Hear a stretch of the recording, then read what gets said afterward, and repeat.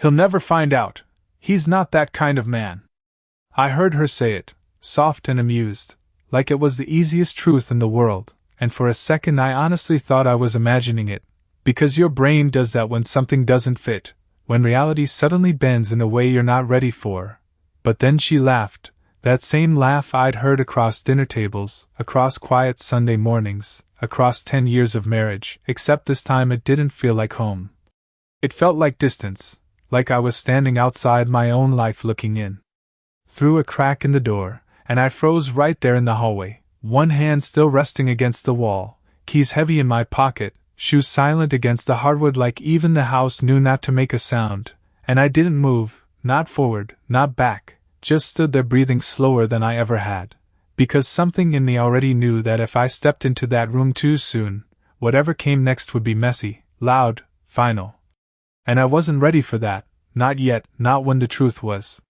still unfolding in pieces I hadn't even heard, so I stayed exactly where I was, listening, the low hum of her voice carrying through the half-closed door, mixed with another voice, male, unfamiliar, calm in a way that made my chest tighten without me fully understanding why, and the air felt different, heavier somehow, like it had weight pressing down on my shoulders, and every small detail sharpened all at once.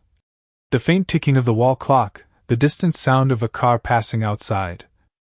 the soft clink of a glass being set down somewhere inside that room, all of it too clear, too loud, like the world had turned up the volume just to make sure I didn't miss a single word. And then she said my name, not with warmth, not with irritation, but with something else, something colder, detached, like she was talking about a stranger she used to know, and I felt it land in my chest without impact, just a quiet shift. Like something inside me stepped back and went still, because up until that moment I thought I understood my life. I thought I understood her, the routines, the late nights at work, the small distance that had crept in over the years. All the things I told myself were normal, manageable, fixable, but standing there in that narrow strip of hallway light, listening to her speak about me like I was a placeholder, like I was temporary, like I was something to be worked around instead of built with, I realized I hadn't been seeing anything clearly at all, and the strangest part wasn't the anger, it wasn't even the hurt. It was how calm everything suddenly felt, like the moment before a storm breaks where the air goes quiet and your instincts tell you something is coming but you don't run, you just stand there and wait, and I remember thinking, very clearly, very simply, don't move, because whatever comes next, you need to hear all of it. Her voice did not drop after that, it stayed light, almost playful, like she was talking about something harmless, something routine, and that was what made it worse, because there was no hesitation, no guilt woven into the edges of her words, just clarity, just certainty. And then she said it, slow enough that every syllable landed clean. Daniel is predictable, he always has been. And I felt my jaw tighten just slightly, not enough to make a sound, just enough to remind me I was still standing there, still listening, still letting this unfold instead of stopping it, and the man in the room let out a quiet chuckle, the kind that carried confidence without effort, and I could picture it without seeing him, leaning back, comfortable, like he belonged there in a space that used to be mine. And then she continued. He thinks showing up is enough, paying the bills, fixing things around the house, like that is what a marriage is. And there was a pause, a small one, filled with the faint sound of glass shifting against wood, and I realized she was not rushing, she was not nervous, she was explaining, like she had rehearsed this before, like these thoughts had been sitting in her for a long time waiting for an audience that was not me, and something in my chest went quiet again, not breaking, not collapsing, just recalibrating, because I could feel the shift happening in real time. The version of my life I believed in starting to separate from the version she had been living behind my back, and then the man asked, calm and direct. So why stay? And that question hung there for a second longer than anything else, like even the room had to wait for her answer, and I leaned just slightly closer to the door without thinking, not enough to be seen, just enough to catch every word, because something told me this was the part that mattered most, and when she answered, there was no hesitation at all. Because leaving too early would have been a mistake, she said, and I felt something cold settle under my ribs, not pain, not anger, just awareness, sharp and steady, and she kept going.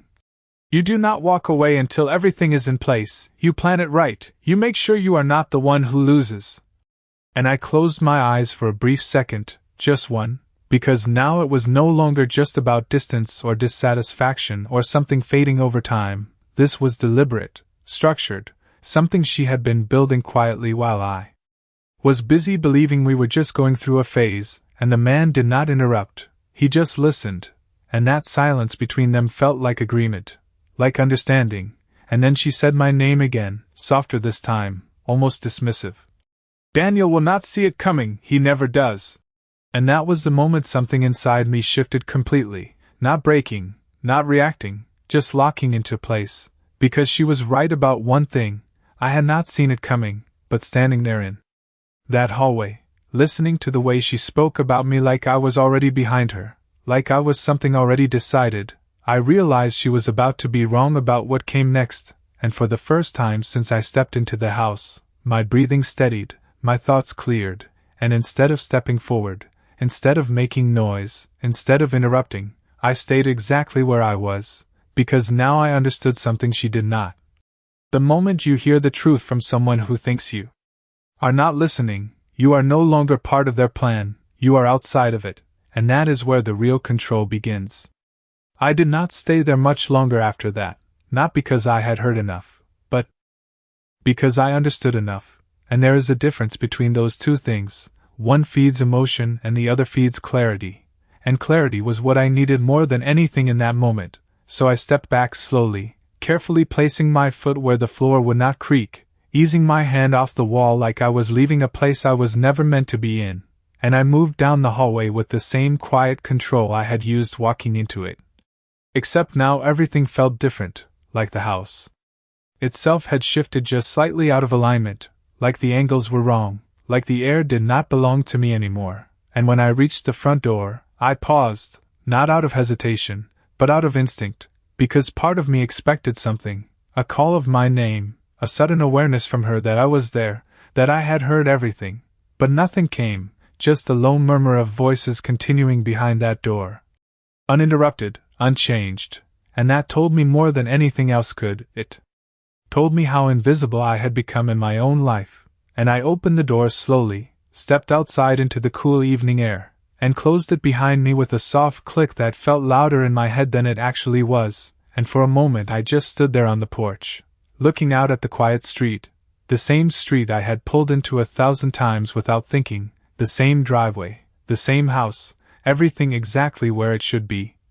And yet none of it felt the same, because once you see something clearly, you cannot go back to the version of it you believed before, and I realized then that the man who had walked into that house minutes ago was not the same man standing outside of it now, not because something had been taken from me, but because something had been revealed, and revelation has a way of stripping away everything unnecessary, leaving only what is real, and what was real in that moment was simple. I was no longer reacting, I was observing, and that shift changed everything, because when you stop reacting, you stop being predictable, and predictability was the very thing she had counted on, the very thing she had built her plan around, and as I walked down the driveway, each step measured and steady, I found myself replaying her words, not to feel them again, but to understand them, to map them out, to see the structure behind them, because there was structure there, intention, timing, planning, and if she had been planning, then so would I, but not in the way she expected, not with noise or confrontation or anything that would give her the reaction she had already prepared for, no. This would be different, this would be quiet, deliberate, controlled, and by the time I reached my car, I was no longer thinking about what I had lost, I was thinking about what I had gained, perspective, information, advantage, and I sat there for a moment with my hands resting on the steering wheel, looking straight ahead without starting the engine, because there was one thought that settled in with complete certainty: she believed she was ahead of me, she believed she was already winning. But what she did not realize, what she could not realize, was that the moment I heard everything, the moment I chose not to walk into that room, not to interrupt, not to expose myself, that was the moment the game changed, because now I was no longer inside her version of the story, I was outside of it, watching, learning, waiting. And people make mistakes when they think no one is watching, especially when they think they are in control. And as I finally turned the key and the engine came to light beneath me, steady and familiar, I understood something with absolute clarity. I was done being the man she thought I was, and whatever came next, it would not be loud, it would not be emotional, it would be precise. I did not drive far that night, not because I did not want to leave, but because I needed to think, and thinking requires space, not distance, so I pulled into a quiet parking lot a few blocks away, the kind of place you pass every day without noticing, a closed grocery store with dim lights and empty rows of spaces stretching out under flickering lamps, and I turned off the engine, letting the silence settle in around me. Thick but not overwhelming, just enough to hear my own thoughts without interruption, and for the first time since I stepped into that hallway, I let my mind go backward, not to relive what I had just heard, but to understand how long it had been building, because things like that do not appear overnight, they form slowly, quietly, in the spaces you ignore, and as I sat there staring at nothing in particular, moments started lining up in a way they never had before, small things, things I had brushed off, things I had explained away. Like the way Emily would turn her phone face down whenever I walked into the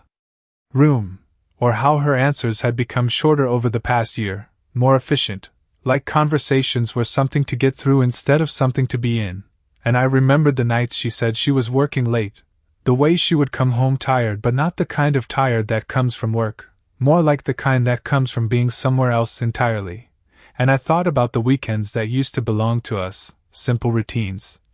Coffee in the morning, errands in the afternoon. Nothing extraordinary but steady, and how those routines had started to fade, replaced by plans that did not include me, explanations that sounded reasonable on the surface but never quite added up when you looked closer, and I realized then that none of it had been random, none of it had been coincidence, it had been a shift, gradual and intentional. And I had been standing in the middle of it telling myself everything was fine because it was easier than asking questions I was not ready to hear answers to, and that was the part that stayed with me, not regret, not blame, just recognition. Because recognizing something clearly removes the illusion that you can fix it by pretending it is not there, and as I leaned back in the seat, exhaling slowly, I understood that what I thought was stability had actually been distance growing over time, and while I was focused on maintaining what we had, she had already moved on to something else, something separate, something that no longer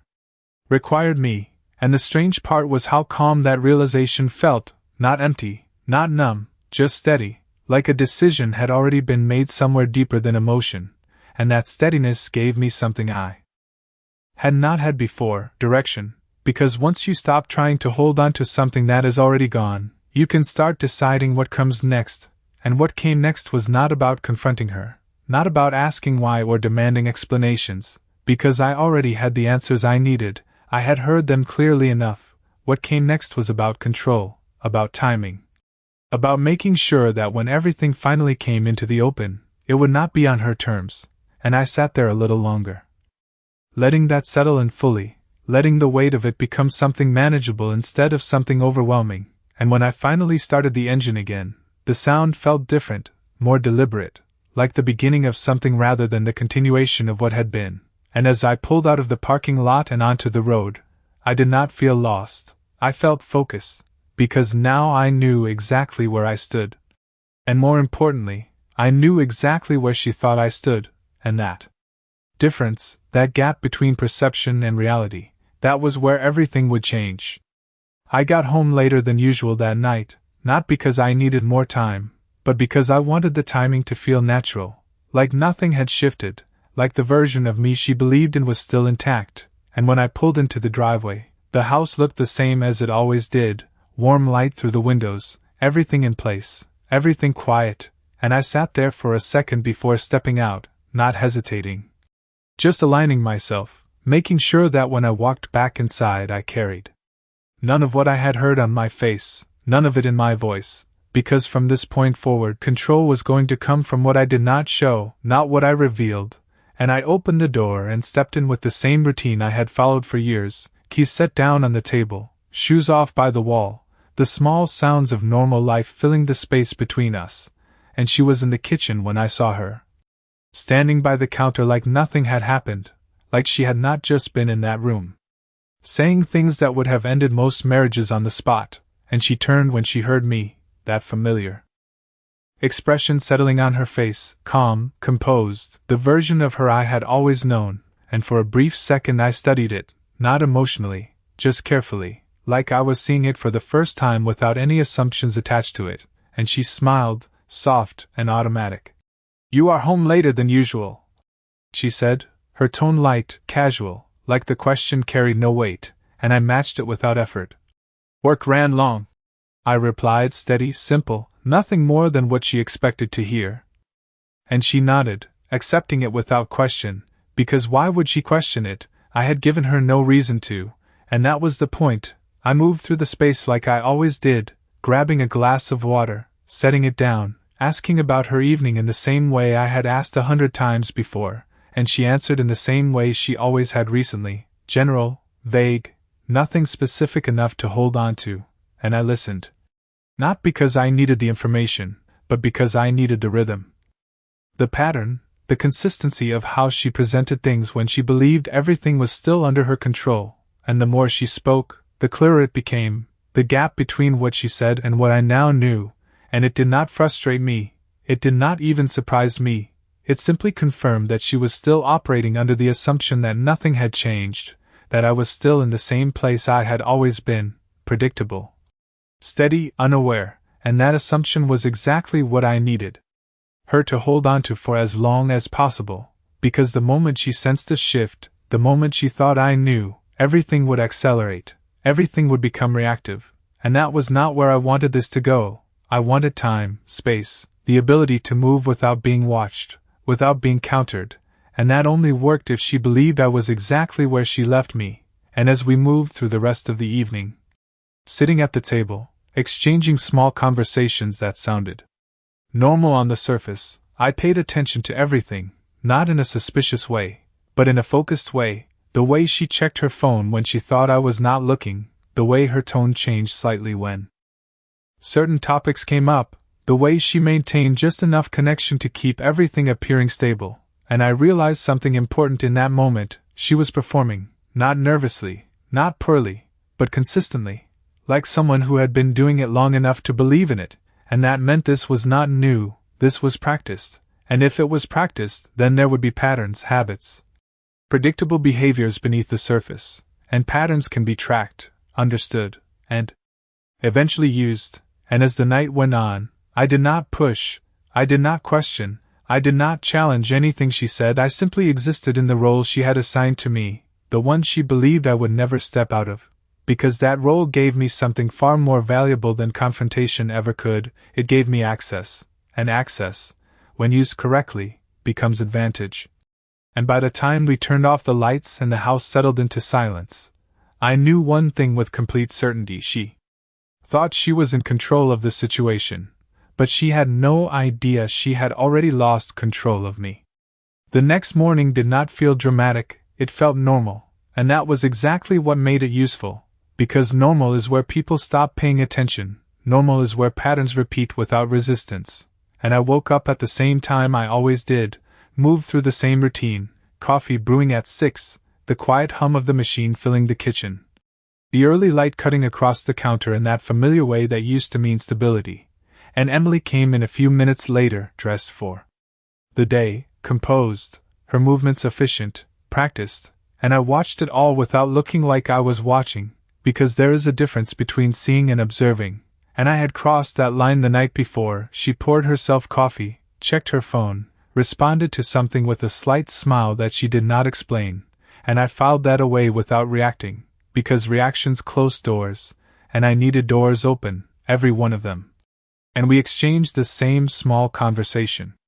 People in long relationships rely on schedules, errands, nothing with weight, nothing with depth, and she left. First, like she often did, a quick goodbye, a brief touch on my shoulder that felt automatic, and when the door closed behind her, the house shifted again, not emotionally, just in function, because now it was quiet in a different way, a way that allowed me to move without being seen, and I stood there for a moment, finishing my coffee, letting the silence settle into something usable, and then I began, not rushed, not frantic. Just deliberate, starting with the obvious, the spaces she assumed were safe, her desk, her drawers, the places people leave traces without realizing they are leaving anything at all. And I did not search like someone looking for proof of something dramatic. I looked like someone mapping a system, small details, receipts, notes, patterns and dates and times, anything that connected one moment to another, and it did not take long to see the outline forming, not a full picture yet, but enough to confirm what I already suspected, that this was not impulsive, it was structured, and structure always leaves a trail, and as I moved through the house, careful to leave everything exactly as I found it, I understood something more clearly than I had the night before. This was not about catching her in something. This was about understanding the extent of it, the timing of it, the intention behind it, because the difference between reacting and responding is information. And information was what I was building piece by piece, and when I reached her laptop, sitting closed on the desk, I paused, not out of hesitation, but out of calculation, because access is not just about opportunity, it is about timing, and timing determines whether you gain something useful or trigger something you cannot control. So I left it where it was, for now, because patience is part of control, and control was what mattered most, and instead I focused on what was already visible. What did not require risk, and even that was enough to reinforce what I had heard, subtle connections, small inconsistencies that only stand out once you know where to look, and by the time I stepped back and looked at the room as a whole, everything felt different, not because the space had changed, but because my understanding of it had, and that changes how you move through it, how you see it, how you use it, and I checked the time, noting how much I had before she returned, before the routine resumed, before the performance continued, and I put everything back exactly as it was, every item in its place, every surface undisturbed, because the most important part of what I was doing was remaining unseen. Remaining exactly what she believed I was, and as I grabbed my keys and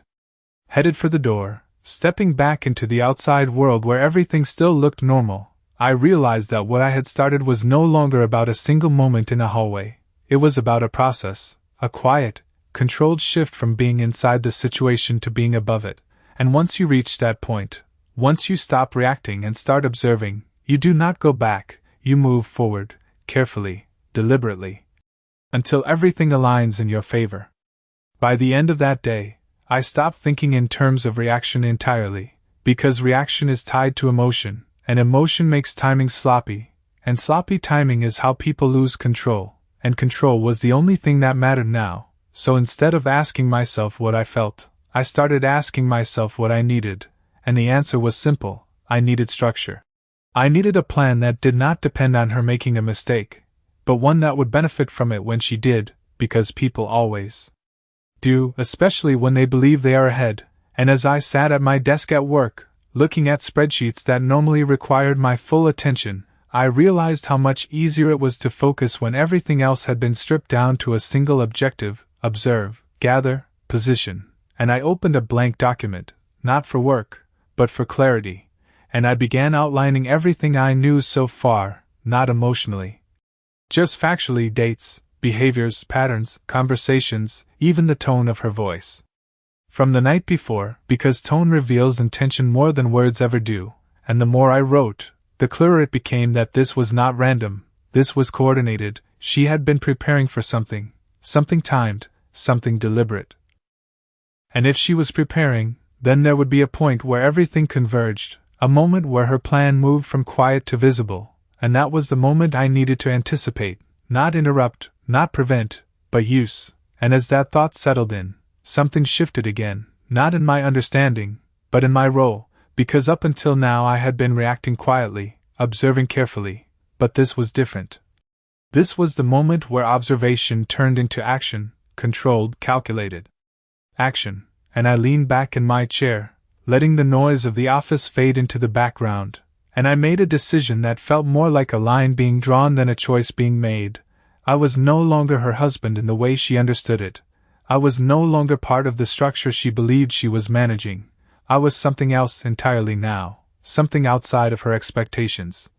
And that realization did not come with anger or bitterness, it came with precision, because precision is what allows you to move without being seen until it matters, and I understood then that everything from this point forward had to align with that, every conversation, every action, every detail, because one inconsistency could shift her awareness, could force her to adapt, and adaptation was what I needed to prevent, so I maintained the same rhythm, the same tone, the same presence, even when we spoke later that evening. Even when she looked at me with that same composed expression, asking about my day, sharing small details about hers, I matched it perfectly, not because I believed in it, but because I understood its function, and while she spoke, I listened in a different way now, not for connection, but for confirmation, every word either reinforcing what I already knew or adding another piece to the structure I was building, and by the time the night settled in again, by the time the house returned to that quiet state where everything appeared normal, I had moved past uncertainty. Entirely, I had moved into something far more stable, far more effective, and as I lay there in the dark, staring at the ceiling, listening to the steady rhythm of her breathing beside me, I understood the full weight of what had changed, not in her, not in the situation, but in me, because once you stop being predictable, once you step outside the version of yourself someone else depends on, you become something they cannot prepare for, and that is where control truly begins. The shift into action did not look dramatic from the outside, it looked like routine, like consistency, like a man going about his day without disruption, and that was exactly why it worked, because the most effective moves are the ones no one notices while they are happening, and over the next few days I focused on building something she could not see, not because it was hidden, but because she was not looking for it. And that distinction mattered because people only notice what they expect to find, and she expected me to remain exactly as I had always been, steady, predictable, focused on maintaining what we had, and I gave her that version without deviation. Every conversation, every interaction, every small detail aligned with the image she believed in, while underneath it, everything was being repositioned quietly, deliberately, and I started with the areas that mattered most. The ones she had referenced without realizing I was listening: timing, assets, structure, and I reviewed everything with a level of attention I had never needed before: accounts, documents, ownership details, not because I doubted them, but because I needed to understand them fully, because understanding removes uncertainty, and uncertainty is where mistakes happen, and I was not going to make any, not now, not when everything depended on precision, and as I worked through it piece by piece, I noticed patterns I had never paid attention to before, small adjustments in how things were organized, subtle shifts that would not stand out to anyone not looking closely, but once you see them, you cannot ignore them, and they confirmed what I already knew: she had been preparing, aligning things in a way that would benefit her when the moment came, and that moment was still ahead, still waiting, still something she believed she controlled, and that gave me something valuable: time, and time, when used correctly, becomes leverage. And I used it carefully, making adjustments that did not draw attention, nothing drastic, nothing that would trigger questions, just enough to ensure that when everything eventually surfaced, the foundation would already be different than what she expected, and outside of that, I built something else, something quieter, something that did not exist in our shared space at all: conversations that happened away from the house. Information gathered without leaving a trace, because control is not just about what you do, it is about where you do it, and who is aware of it, and I made sure that awareness stayed exactly where I wanted it, limited, contained, invisible to her, and through all of it, the routine never changed. We still had dinner, still exchanged the same small talk, still moved through the same daily patterns that made everything appear intact, and she continued as she always had, confident, composed, unaware that anything had shifted, and that confidence worked in my favor. Because confidence leads to consistency, and consistency leads to predictability, and predictability is what allows you to anticipate the exact moment when everything will move from hidden to visible, and I could feel that moment getting closer, not through anything obvious, but through the way her behavior aligned, the way timing tightened, the way certain details repeated with increasing precision, and I did not rush it. I did not interfere with it, I let it develop exactly as she intended. Because the closer it got to completion, the more committed she would be to it, and commitment reduces flexibility, and that is when control shifts completely, and by the time I stepped back and looked at everything I had put in place, everything I had understood, everything I had adjusted, I knew one thing with absolute certainty: when the moment came, when everything she had been building finally revealed itself, it would not unfold the way she expected, not even close, because while she believed she had been preparing alone, she had been building inside a structure I now understood better than she did, and that difference would decide everything. The moment did not arrive with noise or chaos. It arrived the way most decisive moments do, quietly, almost politely, like something finally stepping into place after a long period of alignment, and it happened on a Thursday evening, a detail so ordinary it almost felt intentional, like the kind of day no one would associate with anything significant, and she told me about it at dinner, her tone measured, controlled, the same calm confidence she had carried for weeks. "There is a dinner tomorrow night, work-related, important people. I think it would be good if you came." And I looked at her for a second longer than usual, not suspiciously, not emotionally, just carefully, because the invitation itself was not unusual, but the timing was, and I could hear it in the way she said it, the subtle emphasis, the expectation behind the words. This was not a suggestion, this was a setup, and I nodded without hesitation. "Of course," I said, simple, steady, exactly what she expected, and she smiled, satisfied, like a piece had just fallen into place exactly where she wanted it, and in that moment, I knew, not guessed, not assumed, I knew that whatever she had been building was about to surface, and the following evening confirmed it in every detail: the location, a private room in a downtown restaurant, polished, controlled, the kind of place where everything looks intentional, where appearances matter, and we walked in together, side by side, just like we always had. Nothing visibly different, nothing out of place, and yet everything felt different, not because of the room, but because of what I understood about it, and the people already there greeted her with familiarity, with recognition, and they looked at me the way people do when they think they already know your role in a situation, polite, but not curious, and I took it all in without reacting, every glance, every tone, every small exchange that confirmed what I had been preparing for. And then I saw him, the man from that night, not introduced, not explained, just present, standing slightly closer to her than anyone else, comfortable in a way that told me this was not new, and for a brief second, everything aligned perfectly: the hallway, the conversation, the plan, all of it converging into this single moment, and I did not interrupt it, I did not challenge it, I let it unfold exactly as she intended, because the power in that moment was not in stopping it, it was in allowing it to reveal itself completely. And as the evening progressed, the conversation shifted, gradually, deliberately, moving from general to specific, from casual to intentional. And then she did it, she positioned the narrative, calmly, confidently, presenting a version of our life, of our situation, that aligned perfectly with what I had heard that night, framing herself as someone ready for change, for transition, for something new. And I let her speak, I let every word settle in the room without interruption, because timing matters. And when the room reached that quiet point, that moment where everything hangs just long enough for a response, I finally spoke, not louder, not sharper, just steady, controlled. "That is interesting," I said, my voice even, measured. The kind of tone that does not ask for attention but takes it anyway, and every eye shifted slightly, not dramatically, just enough to notice, and I looked at her, not with anger, not with accusation, but with clarity, the kind that does not need explanation. "Because the version of this story you are telling," I continued, calm, precise, "is missing a few important details." And the silence that followed was not loud, it was focused, like the entire room had narrowed into a single point, and